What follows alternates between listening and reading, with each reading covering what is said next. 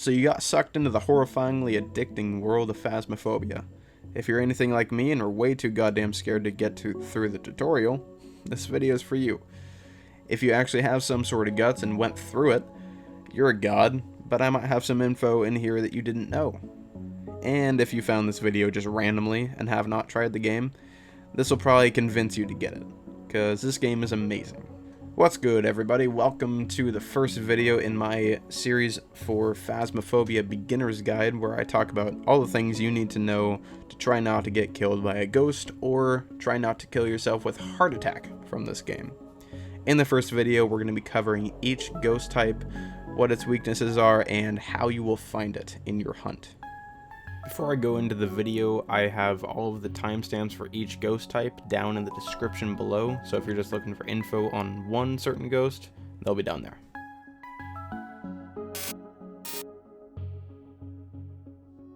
On to the first ghost for today, we have a spirit. Now, spirits, they have no unique strengths that we know of yet, but the way that you can kind of deter them if they're trying to hunt you is through smudge sticks. The way that you can find these spirits is by a spirit box, by getting a reading off of that, any fingerprints, any ghost writing, and if you have all three of those, you got yourself a spirit.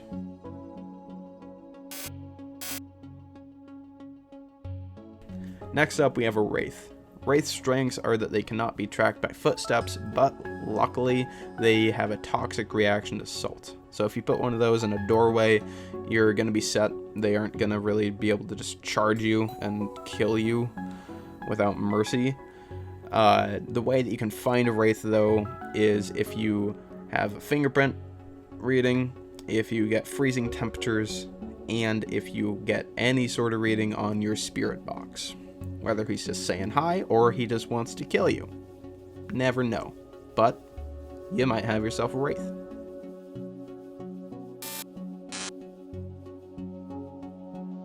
Next up, we have a Phantom. Now, the strength for a Phantom is if you just even look at it, you're gonna really fast become insane. Like, I mean, Lightning McQueen fast. You're gonna get insane. Now, its weaknesses is that it's very camera shy. It's not the most outgoing little ghost. So taking any photos of it, if you can, if you're like me and I run away, I don't ever get photos because I have no guts. But if you can snap a picture of the Phantom, then it's gonna run away like a little bitch. The ways that you're gonna find a Phantom are through an EMF reading of level 5, any ghost orbs that you can find on your camera, and any freezing temperatures. If you got all that, you got yourself a Phantom.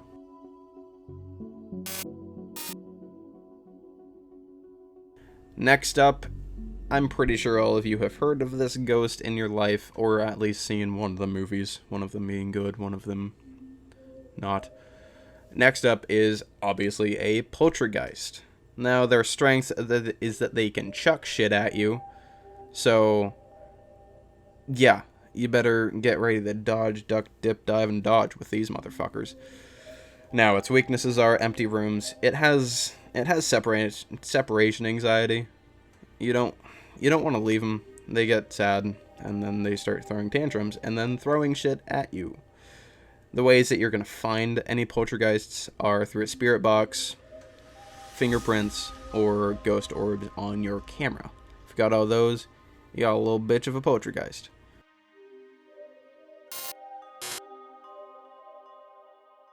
Next up, we got a Banshee.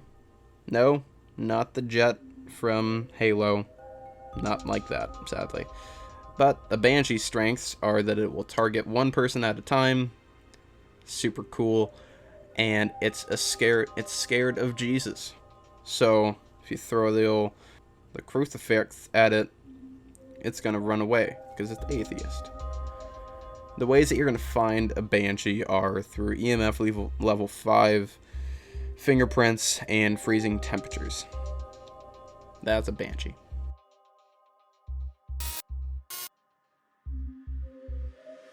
Next up, you got a Jinn. Now, Jinn's strengths are that it'll run faster than people, so it's a sprinter. Its weaknesses is if you turn off the location's power source, it'll stop a Jinn from using its ability, so it can't really charge up or anything like that. The ways that you're going to find one is through a spirit box reading, ghost orbs, or an EMF level 5. And again, these guys are fast and territorial, so get the fuck out the second you find out it's a Jinn.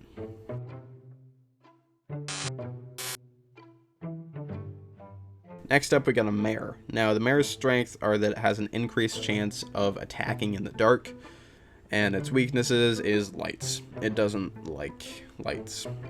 The ways that you're going to find a Mare are through a spirit box, through ghost orbs, through the camera, and freezing temperatures.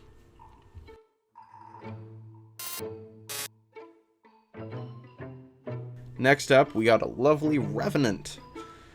Now, the Revenant's strengths are that when it's hunting a victim, it's quicker and faster than anything. So, hide.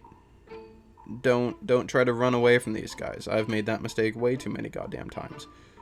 Now, its weaknesses are hiding from it. Again, once you hide from it, it's super slow, because it's super sad that you ran away from it. It's rude. The ways that you're going to find a Revenant are EMF level 5, fingerprints, and ghost writing.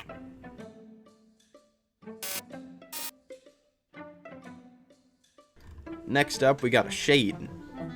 Now, the Shades are shy as hell, and that makes them hard as fuck to find.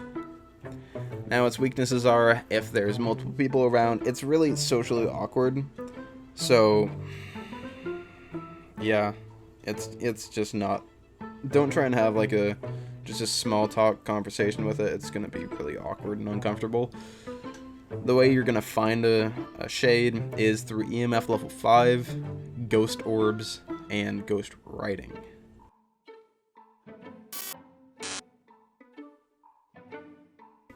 Next up, we got a Yurei. Now, Yureis have a strong effect on players' sanity. That's how it's going to hunt you, is it's going to deplete your sanity and then kill you. It's fun. Now, its weaknesses are if you smudge a room, it'll stop wandering around the location for a time, so it'll kind of stay in there, so you can get all of your info and things like that. Lickety split and get the fuck out. Now, for a Yurei, if you get ghost orbs, ghost writing, and freezing temperatures, you got a Yurei.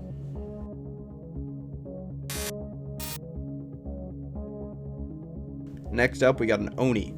Now, Oni's strengths are more active when players are nearby, and it can move objects at a great speed. So, if you like getting books thrown at your head, you're gonna like an Oni for some reason. Its weaknesses is more active players will make an Oni easier to find and identify. They can't really hide very well, they aren't the brightest.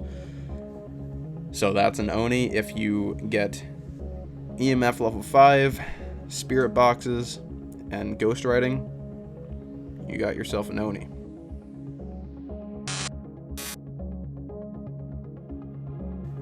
Last but not least, we got a good old demon. Now, their strengths are that it attacks more than any other ghost type, which, if you're a human and you know anything about ghosts, that shouldn't be really surprising to you. Their weaknesses is if you ask them any successful questions using a Ouija board, if you can find a Ouija board, you're not going to lower your sanity, which means it's not going to be as much of a dick and try to kill you as fast.